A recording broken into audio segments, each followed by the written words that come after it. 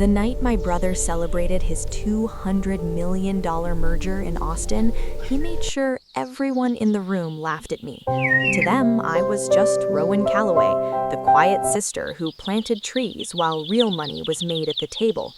What none of them knew was that I had already seen the numbers. A $200,000 lien on my father's house, $340,000 quietly transferred into my brother's company, and more than $2 million in debt hidden behind that smiling merger speech. The only question was not whether the truth would come out, the question was whether it would happen before or after the FBI walked into the room. Chapter 1. The Night They Laughed at Me. The ballroom smelled like citrus peel and money, the kind of clean scent that always clung to expensive hotels. I stepped off the elevator at the Fairmont Austin and followed the sound of laughter toward the ballroom doors, where two attendants checked names on a tablet. My name was on the list. Walking in was the hard part. The room glowed with warm light that made every glass of champagne look like it was holding a little sunrise. A small jazz trio played near the wall, piano soft, brushes sliding across a snare drum. Men in tailored jackets leaned into quiet conversations. Women in elegant dresses stood near tall tables, laughing in low, confident voices. Everyone looked like they belonged there. I did not. I paused just inside the entrance and smoothed the front of my navy dress. I had chosen something simple, clean lines, nothing flashy. Blending in had always been easier than explaining myself. It was October of 2024, and my brother, Ethan Calloway, was having the night he believed he had earned. Calloway Development Group was hosting a cocktail event to announce a major merger with a real estate investment firm in Austin. The invitations had used words like growth, legacy, vision, words that always sounded better printed on thick paper. I had not come for the merger. I came because my mother insisted, because my father sounded tired on the phone, because Ethan had said family should show up. Family had always been complicated in our house. I spotted my mother first. Margaret Calloway stood with a group of women in polished evening dresses, their bracelets catching the light every time they moved. She was 64 and carried herself with the quiet confidence of someone who had always believed she belonged in every room she entered. Her eyes found me quickly. She crossed the room and stopped in front of me, looking me up and down with a slow, careful glance. "Rowan," she said. Her voice was low, but the women behind her could hear every word. "You are still doing that outdoor planting job, right?" I nodded once. "I do landscape design." She made a small, thoughtful sound. "Well, at least you look presentable tonight." The women behind her smiled politely, the kind of polite smile people use when they are deciding whether someone matters. I had heard variations of that conversation for most of my adult life. Before I could answer, the music softened and attention shifted toward the stage. Someone tapped a microphone and Ethan stepped forward. My brother had always known how to command a room. He stood confidently beneath the lights, shoulders back, perfectly tailored suit fitting him like it had been measured twice. At 41, Ethan had the easy charisma of someone who believed success was simply proof that he deserved it.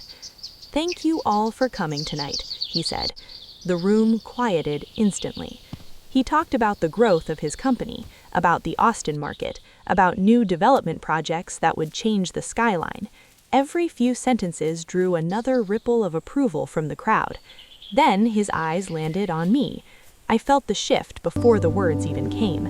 "I even managed to drag my little sister here tonight," he said, smiling. People turned to look. "That is Rowan. She designs gardens and plants trees. Probably the only person in our family who does not care about money at all." The room laughed, not cruelly, not loudly, but comfortably, as if it were a charming family joke. I heard someone near me say, "That was sweet." Across the room, I saw Noah Brennan laughing too. Noah had once been the most important person in my life. Now he was a venture investor with a reputation for spotting good deals early. Tonight he looked exactly like someone who belonged in that room. He noticed me watching and gave a small, apologetic smile. I returned a polite one. Inside, I felt that old familiar tightness. Not anger exactly, something quieter. The truth was simple. No one in that ballroom knew that I owned Callaway Urban Design, a landscape architecture firm in Dallas with more than 50 employees. No one knew that our team was currently redesigning a historic park for the city of Dallas under a $4.6 million contract. My family had never asked. They had always assumed, and I had let them. After the speech, the music picked up again, and conversations resumed. I moved toward the bar and ordered sparkling water with lime. The bartender handed me the glass and nodded politely. "Still sparkling water, huh?" I turned and saw Noah standing beside me. "It's been a while," he said. "Yes, it has." He glanced toward Ethan across the room. "Your brother is doing pretty well." "It looks that way." Noah hesitated, then nodded slightly before returning to his conversation with another investor. I stood there for a moment, watching the room. That's when someone approached me quietly from the side. "Rowan Callaway." I turned. The man standing beside me was in his late 60s with silver hair and a calm, steady expression.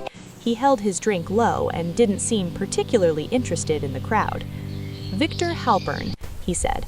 "I've worked with your brother before." I nodded. "Nice to meet you." Victor glanced toward the center of the ballroom, where Ethan was shaking hands with a group of investors. Then he looked back at me. "I'm going to say something that might sound strange," he said. "All right. I don't think this party is really a celebration." That caught my attention. "What do you mean?" Victor studied the room quietly. "In finance," he said, "I've seen people celebrate success, and I've seen people celebrate because they need everyone else to believe they are successful. Your brother is very good at making people believe things." I felt my stomach tighten. "Are you saying he's in trouble?" Victor shook his head slightly. "I'm saying there have been questions, quiet ones, about numbers." He paused. "About timing, and about what happens after the paperwork is signed." The music seemed farther away now. "I don't know anything about his finances," I said. Victor nodded.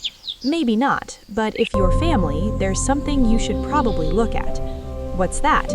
"Your father's financial paperwork."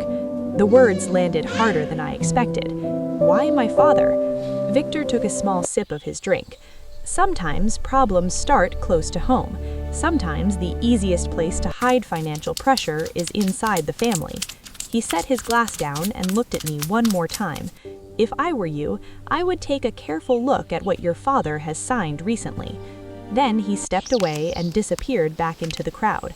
I stood there near the bar, staring at the space where he had been. Across the room, Ethan laughed with a group of investors, phone in his hand. My mother stood beside him, looking proud. Noah leaned over a table, talking about market projections. Everything looked normal. But for the first time that night, I noticed something small. Every few minutes, Ethan checked his phone. Each time, his smile tightened just slightly before returning. I finished my sparkling water and set the empty glass on the bar. Victor's words echoed in my mind. "Look at your father's paperwork." On the drive back to my hotel, the city lights of Austin slid past my windshield in long, glowing streaks. The laughter from the ballroom replayed in my head again and again. For years, I had assumed the tension in my family was simply personality, pride, ego, old misunderstandings. But now, another possibility had slipped into place. What if the joke tonight was not just humiliation? What if it was a distraction? Chapter 2. The First Cracks. I was buying time.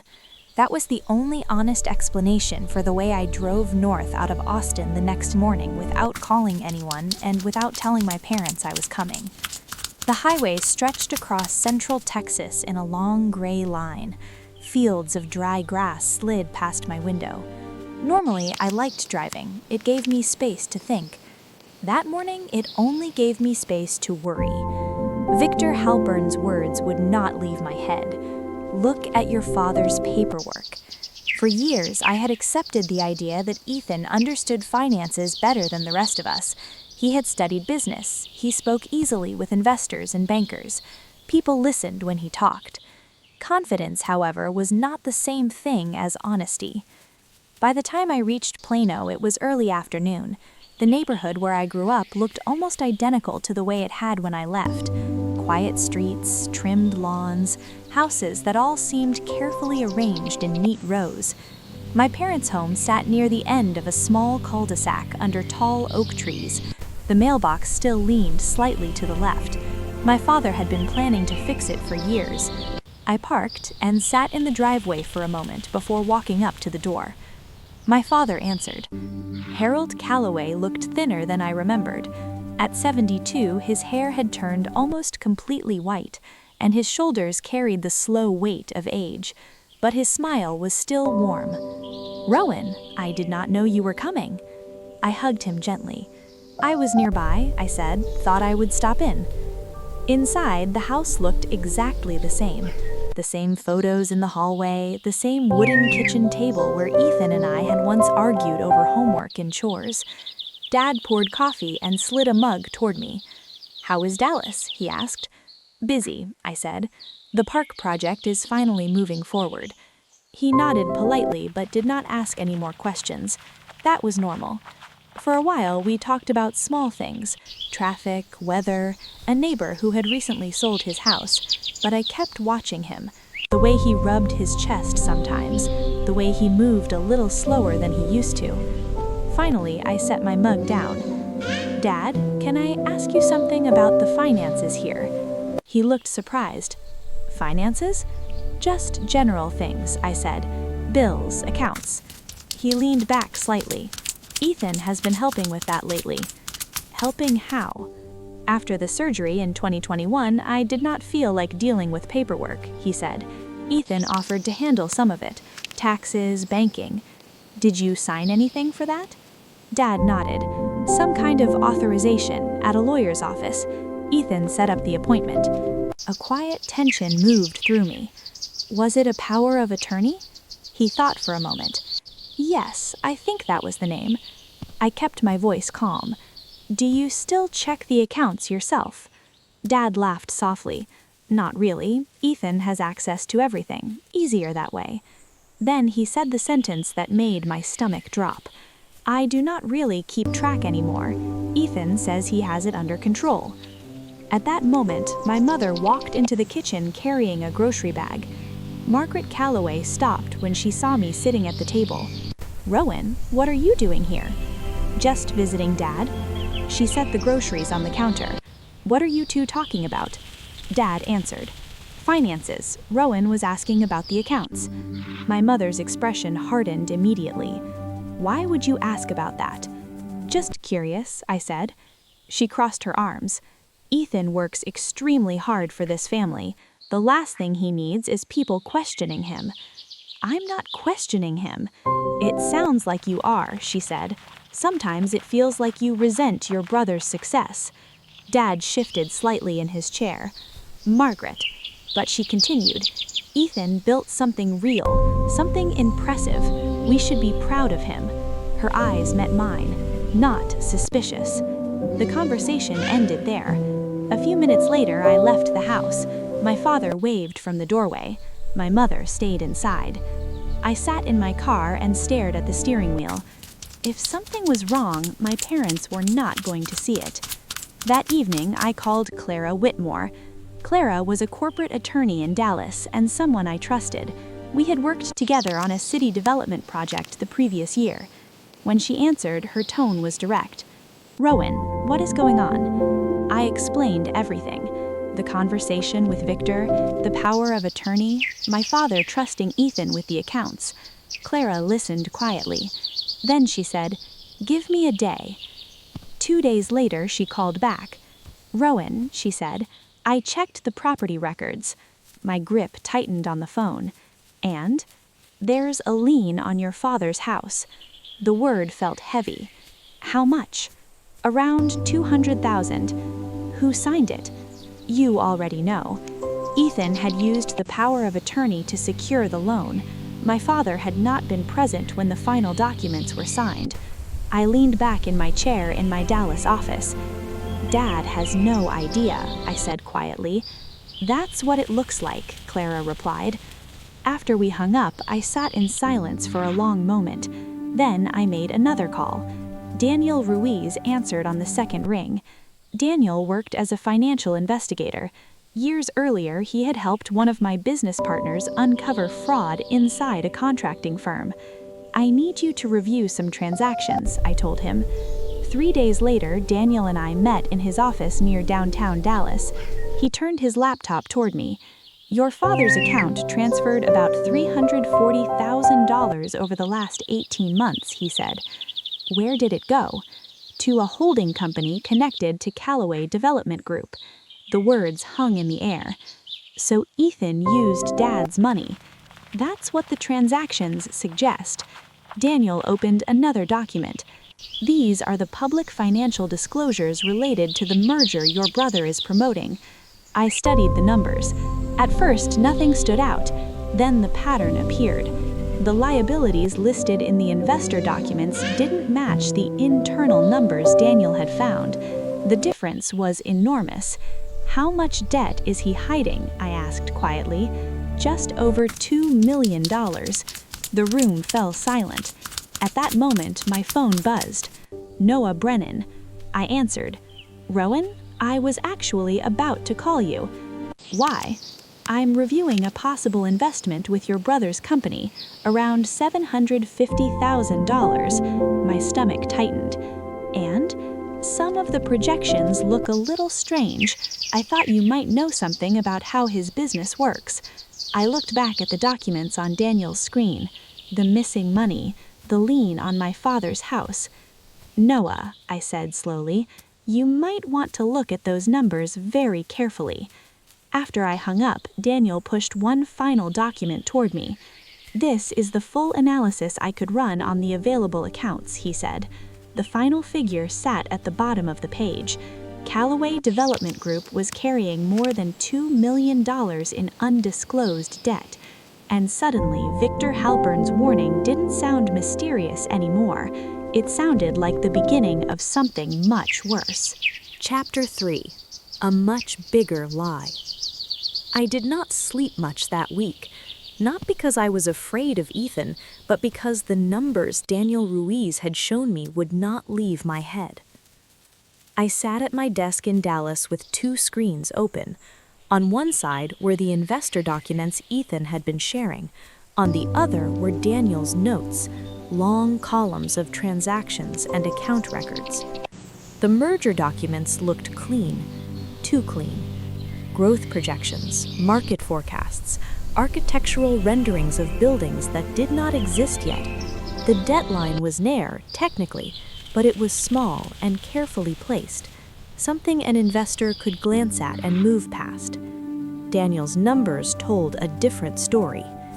More than $2 million in liabilities that were not being presented clearly. If the merger went through, that debt could disappear into a larger financial structure where no one would question it right away. I thought about my father sitting at his kitchen table in Plano, trusting Ethan to manage everything. Then I thought about the lien against the house. The more I looked at the numbers, the clearer the picture became. Ethan needed the merger. Without it, the company might collapse under the weight of the debt. I called Victor Halpern the next morning and asked if he would meet. We met at a coffee shop near downtown Dallas. The place was quiet. Concrete floors, tall windows, the smell of roasted beans drifting through the air. Victor arrived exactly on time.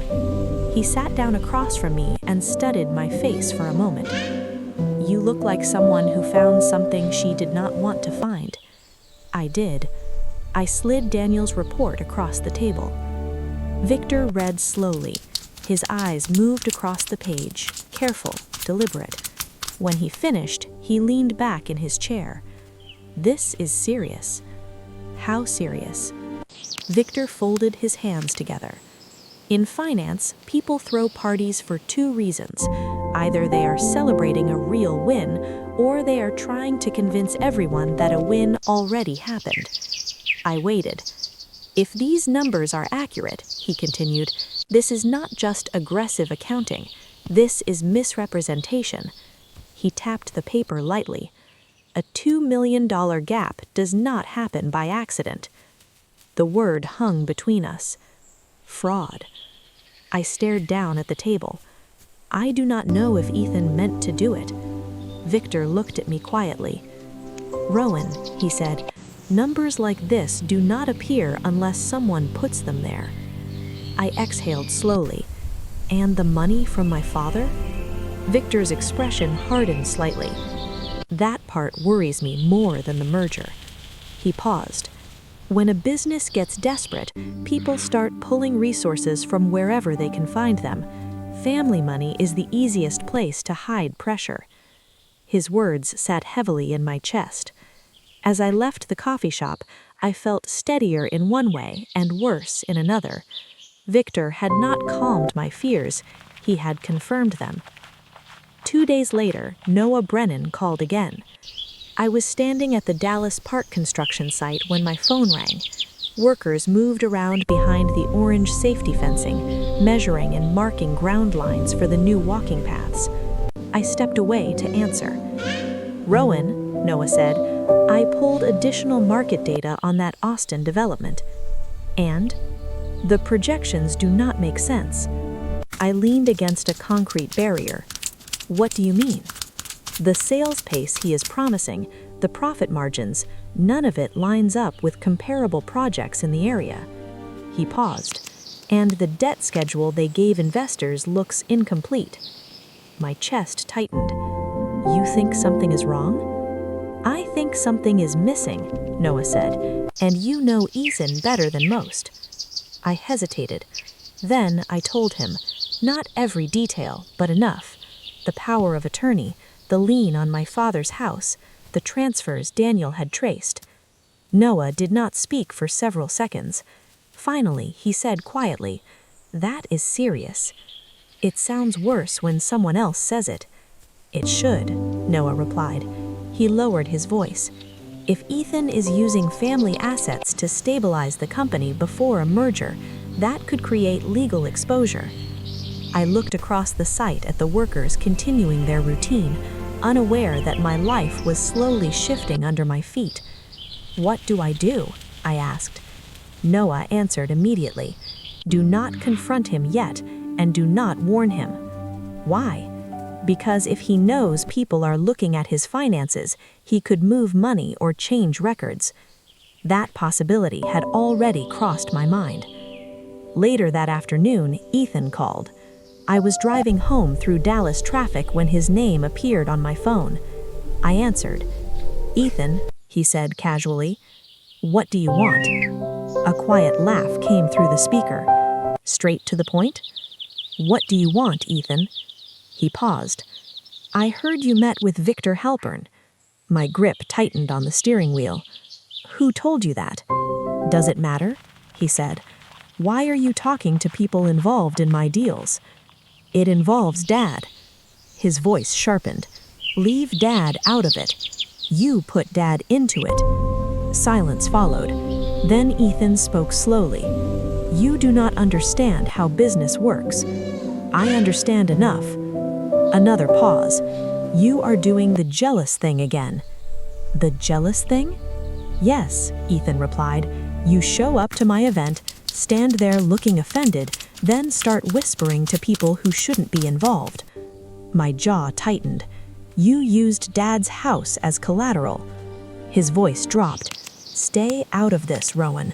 Do your landscaping projects. Stop pretending you understand deals at this level."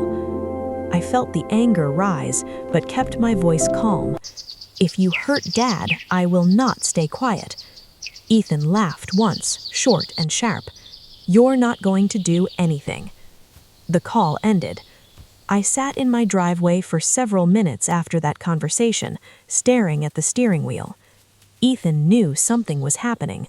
That meant he might start moving things quickly. That night, I called Clara Whittemore again. "I think we need help," I told her. Clara was quiet for a moment. I was thinking the same thing. The next day, she arranged a meeting with an FBI agent named Melissa Grant. We met in a federal building in downtown Dallas. The lobby was quiet, the air cool and sterile. Melissa Grant entered the meeting room carrying a thin folder. She looked calm, focused, the kind of person who had spent years listening carefully before speaking. "Ms. Calloway," she said, taking a seat across from me, "tell me what you know." I explained everything: the party in Austin, Victor's warning, the power of attorney, the lien on my father's house, the transfers Daniel had traced. Melissa listened without interrupting. When she finished, she opened her folder. "We have been monitoring Callaway Development Group since late 2023. There were irregularities in some investor communications." My heart skipped. "You were already investigating?" "We were reviewing patterns," Melissa replied calmly. "Your information fills in some missing pieces." Clara leaned forward slightly. "What happens next?" Melissa looked at both of us.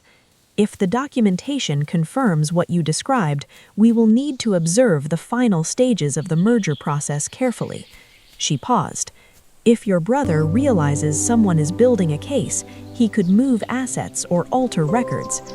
I thought about Ethan's call, his sudden interest in Victor. "He already suspects something," I said. Melissa nodded slightly. "That means timing will matter." She closed the folder.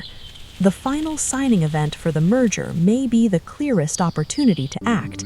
Investors present, documents in circulation, intent clearly established." The room felt quiet after she finished speaking. Outside the federal building, the Dallas sun was bright and sharp. Clara stood beside me in the parking lot. "You did the right thing," she said.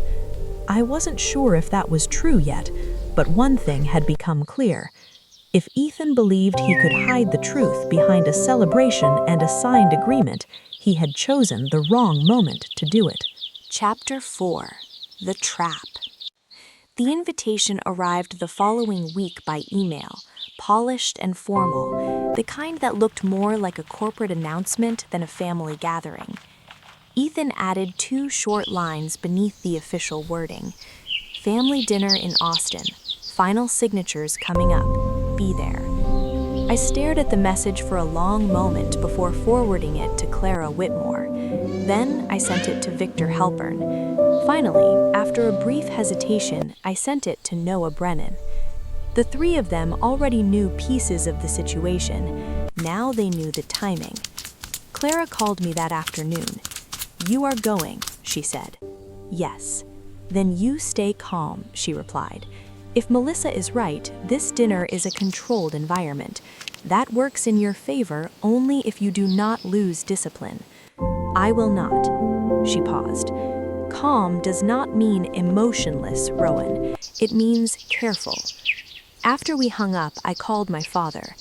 Harold Calloway answered quickly. "Hi, sweetheart." His voice sounded lighter than I expected, and that made my chest tighten. "Hi, Dad. Ethan invited me to dinner in Austin." There was a short pause. "He mentioned something about that," he said. "Some business celebration." "Are you going?" "No," he replied. "Long drive, too much fuss." I swallowed. "Okay." Then he asked quietly, "Rowan, is everything all right?" The question almost broke my resolve. For a second, I considered telling him everything: the lien, the debt, the money that had been moved without his knowledge. But he sounded tired, like a man holding on to a simpler version of the world. So I lied. "Everything is fine." He exhaled softly. "I am glad." When we hung up, I sat in my office staring at the wall for several minutes. The days leading to the dinner felt strangely normal on the surface. I answered emails, reviewed design plans, walked through the Dallas Park construction site with my project manager, and discussed irrigation systems and tree placement. My company still needed me steady, but every night I went home and reread the documents Daniel had found, the property records Clara had pulled, the notes Melissa Grant had given us about how to handle the situation. Do not confront. Do not warn. Let the facts surface at the right moment. The night of the dinner, Austin looked polished and bright. The skyline reflected off the river, and the streets were busy with people enjoying the mild evening air. I parked a block away from the restaurant and sat in the car for a moment before going inside. The restaurant itself was elegant and quiet. Dim lights, white tablecloths, the kind of place where every movement felt deliberate. A hostess led me to a private dining room in the back. About 30 people were already there: investors, attorneys, a few partners I recognized from the cocktail party at the Fairmont. Ethan stood near the head of the long table, laughing with 2 lawyers. He looked relaxed and confident, like the past week had never happened. Sabrina stood beside him holding her phone. When she saw me, she smiled brightly. "Rowan, you made it." Her tone was cheerful, but her eyes studied me carefully. She lifted her phone again and started filming. "This is insane," she said happily. "Everyone is here tonight. Biggest real estate deal of the year." She posted the video before I could respond. Ethan noticed me and walked over. "There she is," he said loudly, "my quiet little sister." I met his gaze. "Hi, Ethan." He leaned slightly closer. "Be normal tonight," he murmured. "I always am." His smile tightened before he stepped away. Soon, everyone took their seats around the long table. Noah Brennan sat across from me. He gave me a small nod, but said nothing. Victor Halpern sat near the far end of the table, calm and composed. Dinner began smoothly. Conversations moved easily between market trends, interest rates, and Austin's booming housing demand. Sabrina continued filming parts of the evening, clearly enjoying the moment. At one point, she leaned toward Ethan. "This is perfect," she whispered. "Everyone is here tonight." He nodded. Halfway through the meal, one of the attorneys cleared his throat. "Before we finalize the signing schedule, there is one more item investors wanted to review." Ethan turned toward him with a polite smile. "What item?" "The updated due diligence packet." The room quieted slightly. The attorney slid a folder forward. There were a few questions regarding liabilities and internal loans. Ethan laughed lightly. "Normal process." One of the investors leaned forward. "We simply want clarification before the final agreement." Victor placed his napkin down calmly. "It is better to review everything now." The attorney began passing copies of the packet around the table. Paper moved slowly from hand to hand. Forks stopped moving. Conversations faded. People started reading. I watched Ethan carefully. His expression stayed controlled, but his eyes moved from one investor to another, calculating reactions. An older investor frowned. Another whispered something to the attorney beside him. Noah flipped through several pages and then stopped suddenly. Ethan leaned forward. "Let me explain." The investor looked up. These liabilities were not disclosed previously. Ethan kept his voice steady. "It is simply a matter of accounting presentation." Victor spoke calmly. "If it is presentation, the numbers should still match." Ethan's jaw tightened slightly. "Victor, you are not part of this transaction." "I am aware," Victor said evenly, "but numbers tend to matter regardless." Noah pushed his chair back slightly. "I need to review this more carefully." Ethan turned toward him. "Noah, you have already seen the projections." Noah shook his head. "I want to review the full liability structure before committing." The tension in the room grew heavier. Sabrina slowly lowered her phone onto the table. Ethan glanced around the room, trying to regain control. "Everyone," he said, "there is no reason for concern. This is simply how obligations are categorized during mergers." The silver-haired investor folded his hands. "Then the categorization should have been clearer earlier." No one laughed. No one picked up their forks again. At that moment, Ethan's phone buzzed on the table. The sound was small, but in the silence it felt sharp. He glanced at the screen. His expression changed instantly. The confidence drained from his face in a way I had never seen before. He stood quickly. "I need to take this." Without waiting for a response, he walked out of the private dining room. The door closed behind him. For several seconds, no one spoke. Folders lay open across the table. Plates sat untouched. Sabrina stared at the empty space where Ethan had been standing. The entire room had gone quiet, and for the first time that night, the celebration Ethan had planned no longer looked like a victory. It looked like the moment everything was beginning to fall apart. Chapter 5. The moment everything collapsed. For a moment after Ethan walked out with the agents, no one in the room moved. The restaurant had been loud only minutes earlier. Glasses clinking, people laughing, deals being discussed with easy confidence. Now the silence felt heavy, almost uncomfortable, like everyone had suddenly remembered they were part of something they did not fully understand. Sabrina sat perfectly still. Her phone rested on the table beside her plate, the screen dark now, as if the celebration she had been recording had quietly died in her hands. Several investors continued reading the financial packet Victor's team had distributed. One man rubbed his forehead. Another slowly closed the folder and pushed it away, as if he no longer wanted to touch it. Noah Brennan was the first person to stand. "I am withdrawing from the deal," he said calmly. His voice carried clearly across the room. There was no hesitation in it. The silver-haired investor at the center of the table nodded once. "So are we." One of the attorneys beside him exhaled and closed his folder.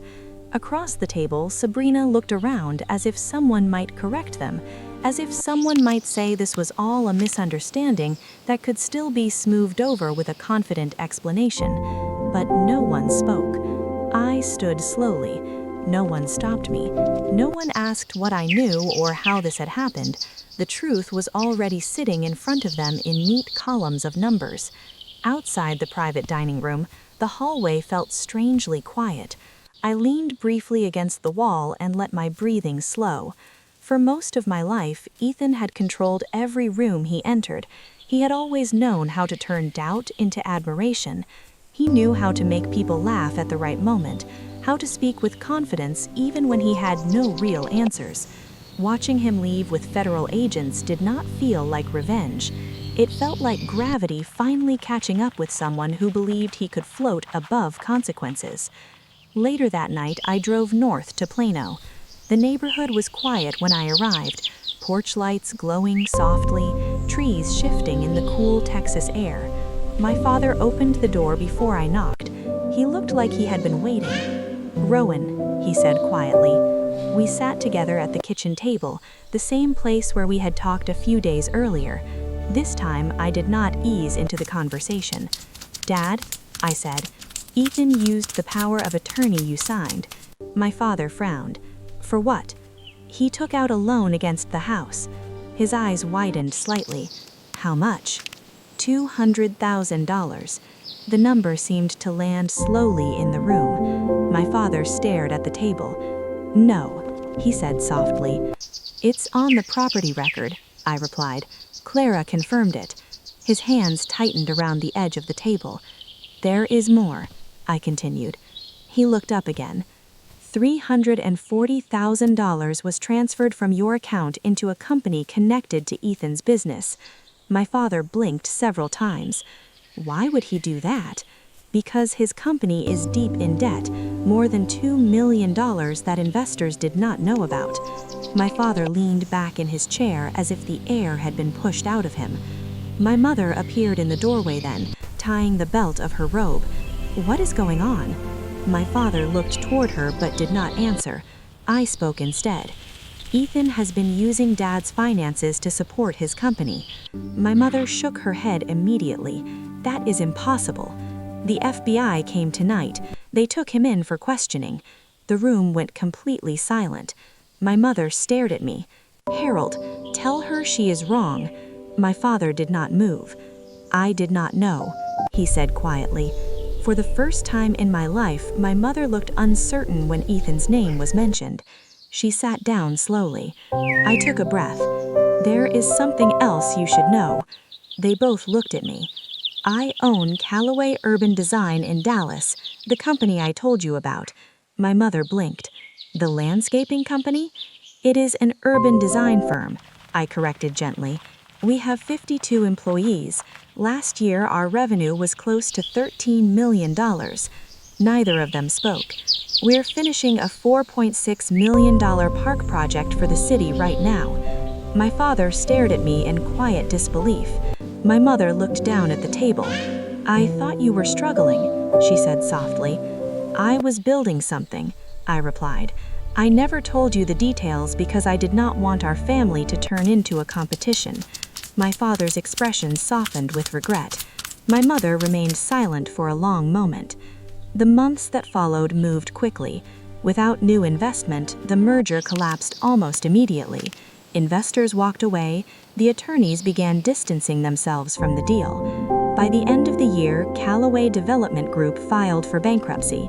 Sabrina filed for divorce shortly afterward. I did not celebrate any of it. Watching your own family unravel does not feel like victory. Instead, I focused on repairing the damage that could still be repaired.